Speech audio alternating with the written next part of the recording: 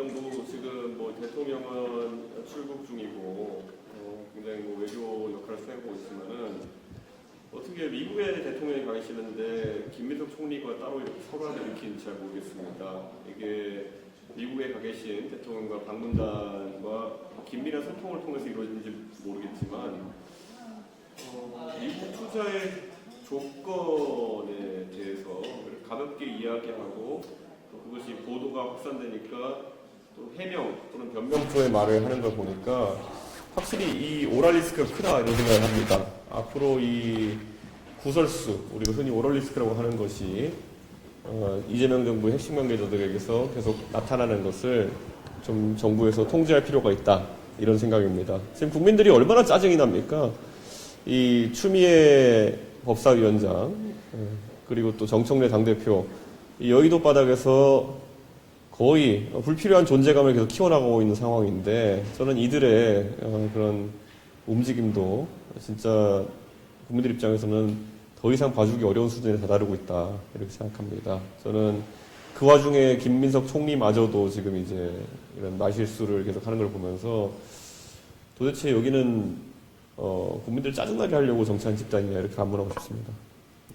네, 대표님 또 질문 좀 추가로 드릴게요. 네. 오늘 검찰청 폐지법 비롯한 정부조직법이 본회의에 상정되는데 네. 이 부분에 대한 좀 생각 좀 여쭙니다. 정부조직법이라고 하는 것은 사실 정부가 출범하게 되면은 정부의 의지에 맞게 처리되는 것이 옳긴 하지만 지금 단순히 과거에 있었던 것처럼 부처 간의 업무 조정 이런 것을 넘어서서 대한민국의 사법체계, 수사체계의 근간을 뒤바꾸려고 하는 그런 입법들이 진행되고 있는 것이거든요. 그렇다면은 이것은 철저하게 합의에 의해서 진행되는 것이 맞다. 저는 이렇게 생각됩니다. 특히 민주당이 이 수사기관과 수사제도를 건드려가지고 한 번도 제대로 한 적이 없습니다. 우리가 공수처의 그런 허접한 운영, 그리고 또 수사권 조정으로 인해 가지고 일선 경찰들이 오히려 지금 업무 과중으로 지금 국민들의 수사가 진행되지 않고 있는, 국민들이 필요로 하는 수사가 진행되지 않고 있는 이런 모습 보면서 민주당은 이런 것들에 대한 반성을 하면서 이제는 조금 합의 정신을 바탕으로 가려고 해야 되지 않느냐 그런 이야기를 하고 싶습니다. 또 개혁신당에서 AI에 되게 정책적으로 관심 갖고 추진하고 계신데 네. 이번에 그 정부조직법에 보면은 그 에너지 부분이 환경부로 이관되는 네. 그런 내용인데 이 부분에 대해서도 하실 말씀 있으실까요? 제가 이전에 이 문제는 다른 형식으로 좀 접근한 적이 있습니다. 지금 환경부에 에너지 기능을 추가한다고 하는 것은 사실 환경부 역사상 굉장히 제일 큰 변화 중에 하나일 것입니다. 그렇다면 부처 업무의 상당 부분이 변하는 것이고 부처의 성격 자체가 오히려 완전히 달라지는 것인데 그러면 지금 환경장관인 김성환 장관이 과연 이 모든 업무를 수행할 능력이 있는 사람인지 등을 재평가하는 청문회도 다시 진행해야 되는 거 아니냐. 청문회는 그런 사생활에 대한 평가도 하지만은 직무 수행 역량이 있느냐를 평가하는 것이 최우선입니다. 그런데 우리 국민들은 현행 환경부 장관인 김성환 장관이 그런 에너지 분야에 대한 충분한 이해와 업무 수행 능력을 가지고 있다는 것을 검증하는 것을 보지 못했습니다. 이것은 이렇다면은 다시 청문회를 진행해야 될 상황이냐. 왜냐하면 예전에 제가 지적한 것처럼, 대정부 질문 지적한 것처럼, 이진숙 후보자 같은 경우에는, 이진숙 위원장 같은 경우에는, 이번에 방통위에서 방송미디어위원회 형태로 변화하는데, 이 변화가 참 경미합니다. 그럼에도 불구하고, 인선을 다시 해야 된다고 주장하면서, 환경부 장관이라든지, 아니면은 또 행안부에 상당한 기능이 수사 기능이 추가되어가지고 업무 범위가 확 늘어나는 윤호중 장관이라든지 이런 분들 같은 경우는 인사청문회를 다시 하거나 새롭게 지명해야 된다는 얘기를 안 하고 있습니다. 저는 이거는 좀 되짚어봐야 될 문제가 아닐까 저는 그렇게 생각합니다.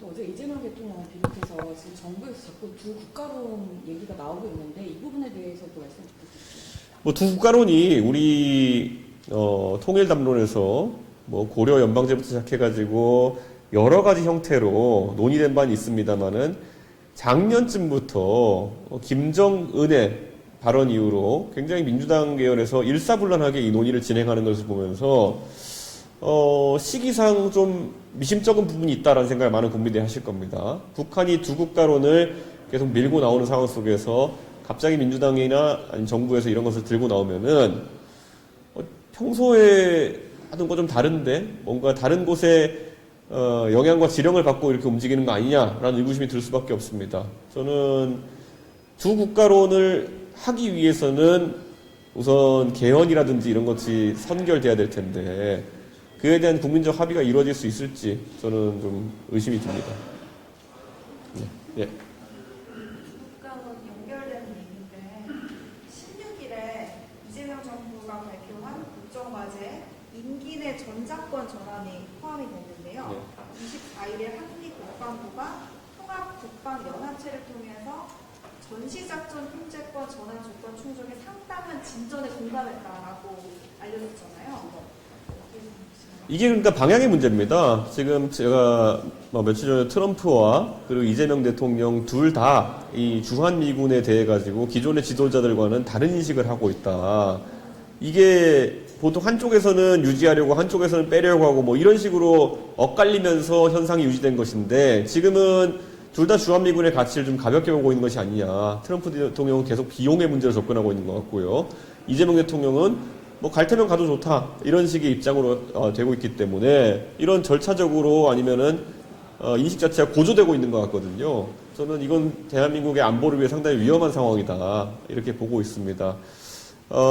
주한미군이 제가 얼마 전에 AI 이미지로도 얘기했지만 주한미군이 역할이 축소되거나 아니면 주한미군의 운용 자체가 사실 지금은 연합작전이라는 것을 기반으로 설계되어 있는데 전작권의 환수라고 하는 것은 결국 전시작전을 미군 장성이 아니라 결국에는 한국군 장성이 행사하게 하는 것을 담보로 하는데 그랬을 때 과연 미군의 증원 전력을 가져온다든지 연합작전을 하는데 원활하게 진행될 수 있겠느냐라는 현실적 문제를 고려해야 되는 겁니다. 과연 아무리 형식적으로 한국군 장성이 이걸 통솔한다 하더라도 미군 증원 전력의 투입을 지시할 수 있겠습니까? 한국군 장성이? 저는 이런 것은 굉장히 구조적으로 한미 연합 전력을 약화시키는 방법이 될 것이다. 이런 생각을 하고 있습니다. 마지막으로 하나만 더 여쭤볼게요. 아까 모두 첫 발언에서 말씀하시긴 했는데 지금 김희석 총리 발언과 이제 정부 발언이 자꾸 이렇게 엇갈리는 게 어떤 단순한 실수라고 보시기보다는 어떤 전략적인 그런 의도가 있다고 생각하시는지. 아닙니다. 그들 간의 소통 또는 그들 간의 신뢰가 약해지는 것이 아닌가라는 우려를 하게 됩니다. 각자 자기들이 해야 될 말이 있는 것이고 상대의 입장을 고려하지 않고 각자 자기 말들을 하는 걸로 보이고요. 김민석 총리도 사실 어쩌면 이재명 대통령보다 정치 경험이 더 많은 사람인데 이런 말을 했다는 것은 최근에 정청래 대표의 발언이 많은 국민 느끼기에 어느 누구와도 조율되지 않은 발언들이 나오는 것처럼 보이는 것처럼 그들 간에 이념적 헤게모니 싸움이 시작된 거 아닌가 그런 생각을 하고 있습니다.